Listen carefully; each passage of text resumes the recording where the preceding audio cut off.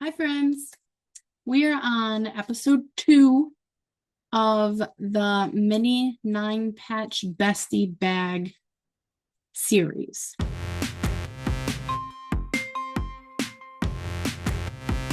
In episode 1, we talked about the idea, the process, the plan. We picked fabrics, we cut the fabrics, and we ironed them. In 2, we are going to sew the strips together.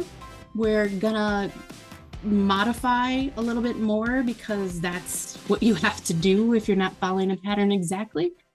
Sew the strips together. I'm going to show you how to chain piece, and then I'm going to stop chain piecing.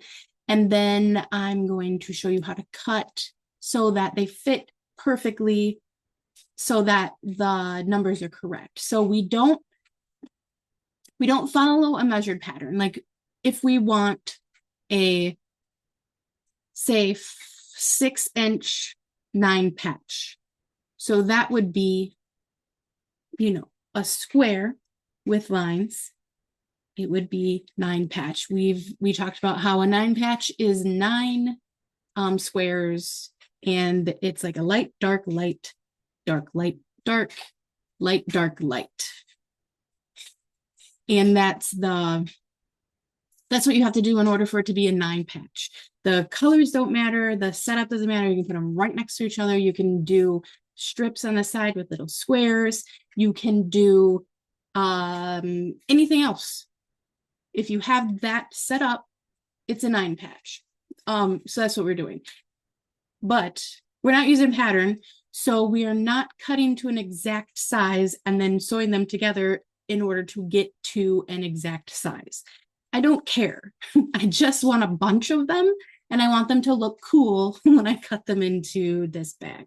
So that's kind of my motivation. So what we're doing today, sewing them together and cutting them down in order to sew them together again.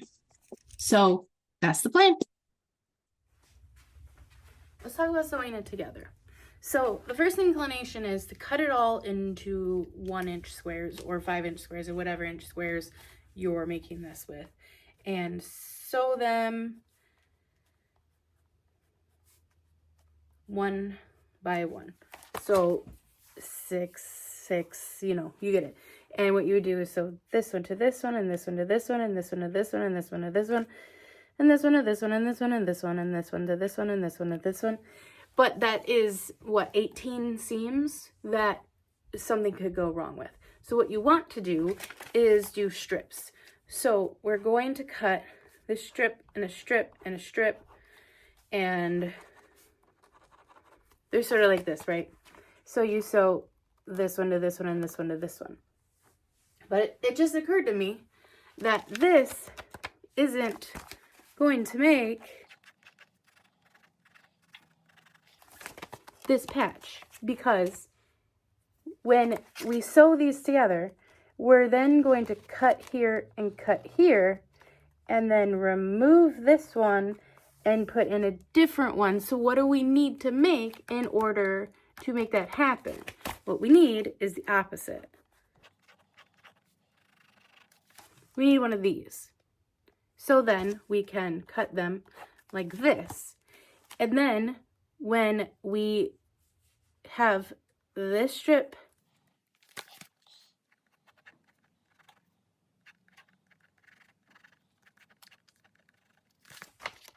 we want this. So this is together, that's one strip, that's one strip. This is one strip, this one strip, this one strip, that's one strip. So we're going to trade this guy and this guy. So each time you sew this configuration together, you're getting 2 9 blocks. 9 patches. You're getting 2 9-patches. So what I need to do is look at all of these again, because I just forgot process. You make it up as you go, you figure it out as you go. Is that I actually need the same thing again. So I'm going to figure that out now. We have pairs of opposite setups. None of them are perfect anymore. Well, maybe a couple. but that's okay with me. And also after I cut them, you can continue to play with matches. So I'm doing this. Just a note on fabrics that you don't like. So when it's scrappy, it can be, there can be some fabrics that you don't really enjoy. I'm not gonna say which ones because I don't want to hurt anyone's feelings, but make it anyway. At the end, you can decide not to use it and remake it, or oh, I missed one. The aesthetic of the whole thing together makes sense. So I'm gonna find that, and then we're gonna go with it. So when you sit down, you're going to bring with you the 2 sets. And what you're going to do is sew them in like batch order. So we're going to do these 2, and we're going to do these 2, like that. And we're going to set these aside for just a moment. So you're putting the side on the middle, and we are not doing a 1/4. You're not going to use your 1/4. You're not even really going to use your foot. What you're going to do is really just look at it and see what is the least amount that I think that I can use and have it be okay. So for me, that feels comfortable. We're just making sure that it will stay together, but keep the squares as large as possible. So we're gonna start here. Thread, it's whatever thread's in there. Use whatever you got. It doesn't really matter. You can be meticulous about the thread, or you can just sew. Top to middle.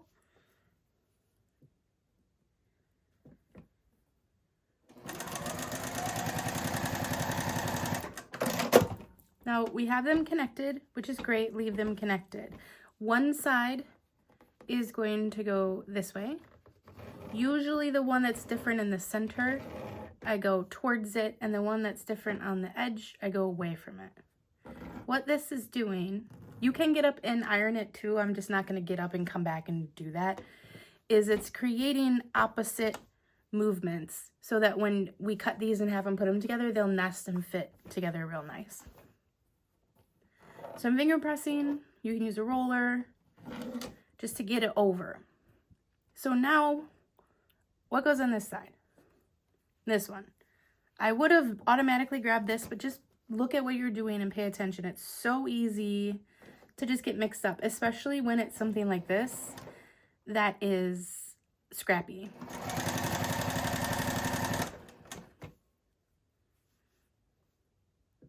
I am chain piecing. Chain piecing means that you're not cutting in between.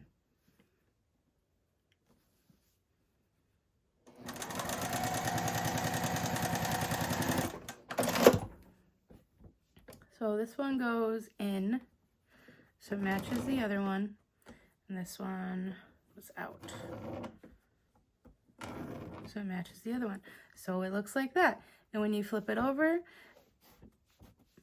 they are opposite, or they match, or like however you need to think about it, that they need to, the flaps need to go in opposite directions so that when we sew them together, they fit. I don't know how to show you. They fit real nice together.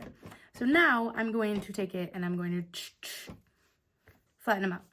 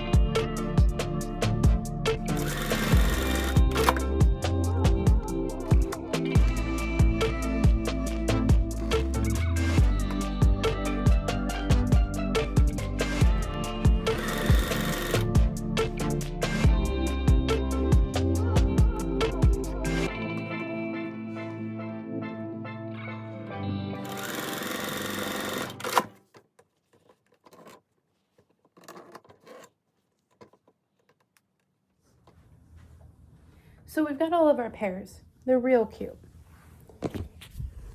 See? That's what they look like. It might not be enough. It might be too much. There's literally no way to know because I'm not going to measure it. I'm just going to make it. Measuring is not part of a thing that I enjoy. Don't like finding out how much I need. I like cutting and sewing and putting things together. So now is the second part of the cutting to make the cross. We're going to end up with 2, 4, 6, 8, 10, 12, 14, 16, 18, 20, 22 crosses, which feels like plenty. So that's where I stopped. Let me show you how to cut it. In this case, because we didn't measure, we made sure that we had extra fabric. And that extra fabric, that extra 1/2 inch or so, is going to be what comes in handy. The first thing is we're going to flatten out an edge so that we know we're starting at a level place. And you just have to find lines within the thing that you're cutting. So here I have it on the 4 and I have it on this 3/8 or 3/8, 5/8 spot right there. So what I'm doing is I'm going to cut this edge to make it flat. And then I'm going to flip it around and cut it at the inch that I need to sew them back together. It feels so small, but I know that it's right because that's what happened last time. They were all at inches. 2.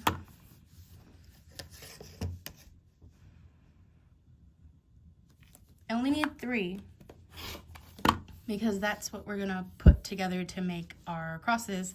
However, I can get another one here, so I'm gonna cut it anyway, just in case I can make another cross, just as sort of extra. So we've got those, and then I think this was the other one. Cut the edge.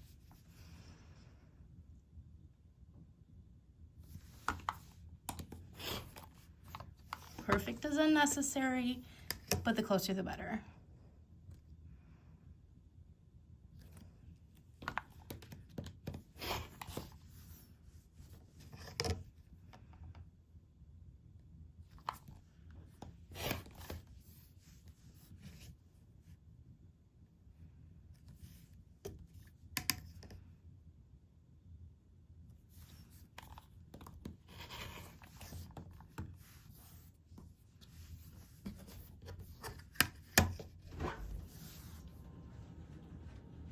The dog came in and scared the hell out of me.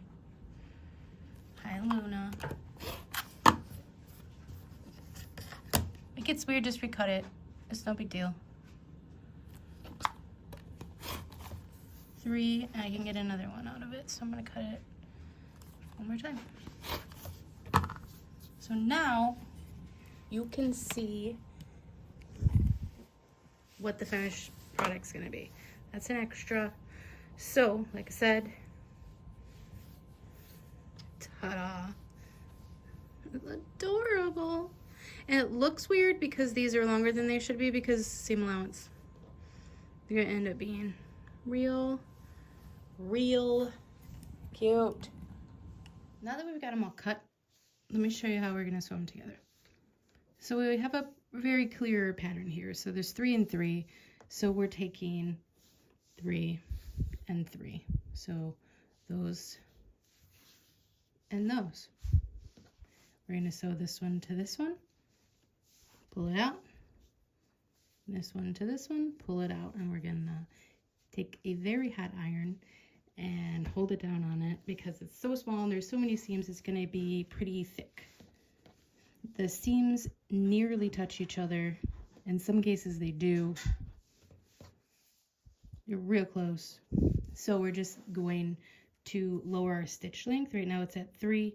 We're going to make it about 1.8 just to make sure we get all the little pieces, and then iron the hell out of them.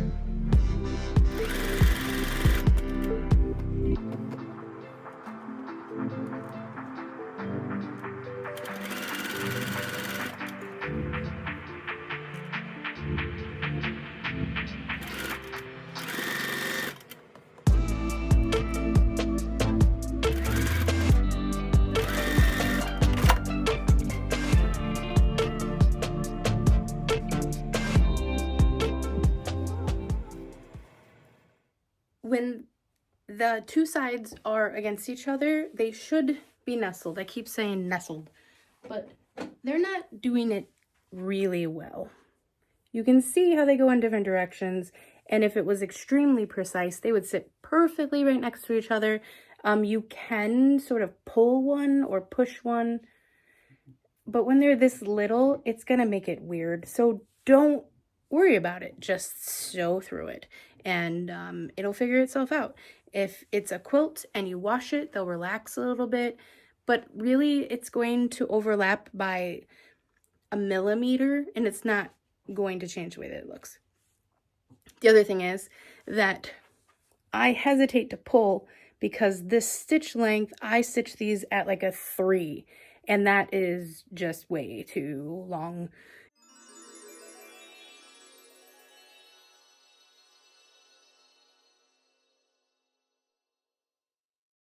And the reason for that is because I made a bag last night and I forgot to look to see if it was the correct stitch length, because it's a stitch and it will stitch and they will go together. The thing is that the longer your stitch length is, the more room it has to pull out. So what might become a problem is if one of these starts to pull and where I stitch it doesn't catch. So that's something that I'm not going to like abandon the project, but I'm going to watch out for that, because when you do a long stitch and then you sever those stitches, it should be a shorter stitch length, because you're not back stitching and there's no guarantee that it's not just going to completely fall apart. You can do a stay stitch around the whole thing, but I don't want to do that for every single one of these little 3-inch guys. You want a very hot iron, you want a short stitch length, and you want to have eyeballed it good enough. Here is the stitch length difference. This is a 3 and this is about a 2 or a 1.8 or so. So if one of these falls out, it isn't as far for it to fall out. Another thing is that very hot iron, which I just started, so it's going to take a second, we were folding over and ironing. Let me get closer. We were folding over and ironing. That's how we did these, and that's why they nestled, right? But in this case, it's not going to need to nestle with anything. We're putting just a square piece of fabric. So instead of folding it over and having 8 pieces of fabric next to each other, what you can do is open it up and do an open seam and iron it that way. This simply takes longer. A lot of quilters prefer this method over the fold, but it takes longer, so I don't do it until I have to. It's not better or worse.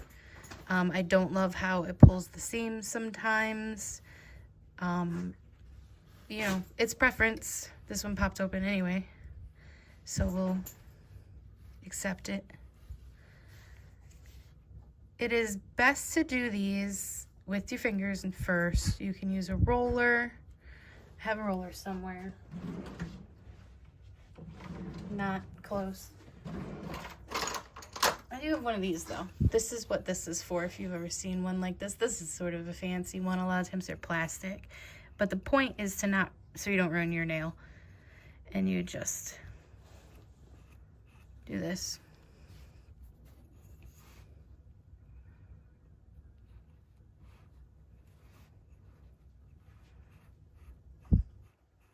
Once the iron is hot, you would just help it along.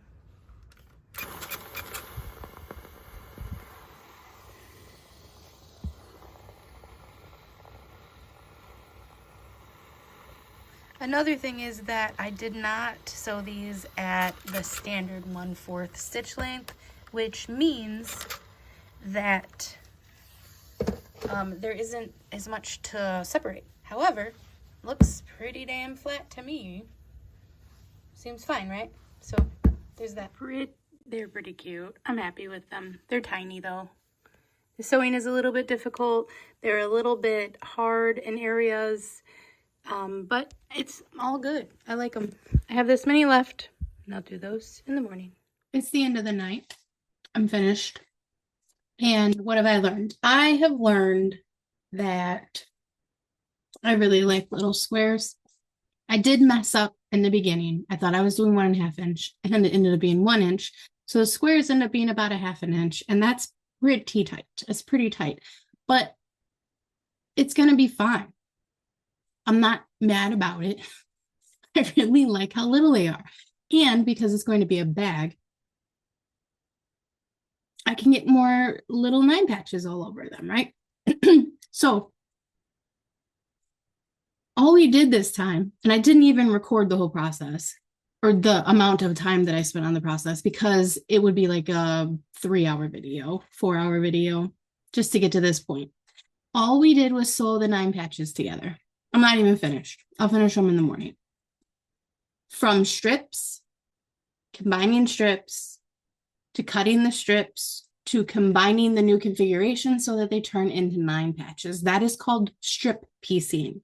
When you put one in and then you do the next one, you do the next one. It's also called batch piecing, because we're not cutting each little square and then putting those together. So episode 3, next class, we are going to pick out the background and put the background on. We're going to learn how to consider the pattern that will be used when figuring out how much we need. It is very possible that we will have not enough 9 patches. However, it's also possible that we'll have plenty. There's like a 50-50 chance. It's either going to be perfect or it's going to be wrong, right? Like, we'll get there when we get there. Episode 3 is next.